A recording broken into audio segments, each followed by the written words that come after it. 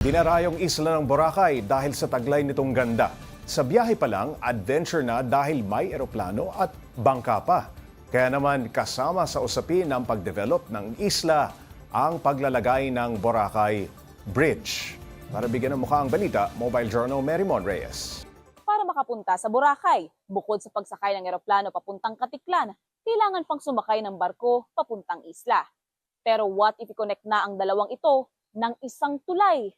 Usapin ngayon ang pinaplanong Boracay Bridge. Ikokonekta nito ang Malay Aklan mainland papunta sa isla ng Boracay. Sinasabing makatutulong yan upang mamanage ang paggalaw ng commuters dahil pwede nang kumuha ng accommodation ang mga turista na hindi lang nasa isla, pati ang pag-transport ng solid wastes, goods at supplies. Hindi raw nito i-expose ang isla para daan-daanan lang dahil mayroon lang authorized vehicles na papayagan. Maganda man ang ideya, nandyan naman ang pangamba ng mga nagtatrabaho sa port dahil sa posibleng epekto nito sa kanilang hanap buhay. Oo, ka na yung trabaho.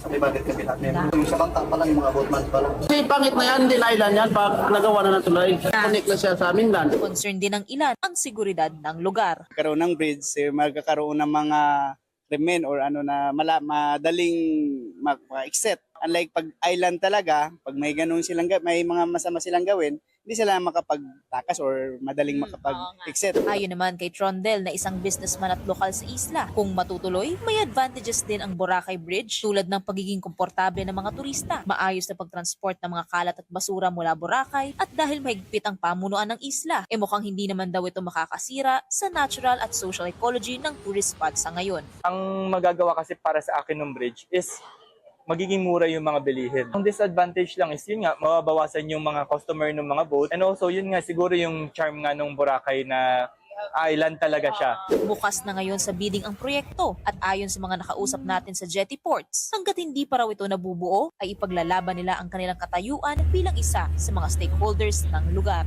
Nakapag-protesta na po kami nung unang pagano nito. Pero silent protest lang, hindi naman naging ngayon. Change is inevitable, sabi nga nila. Pero hinaing ng karamihan, huwag raw sanang kalimutan ang lahat na damay sa usapan.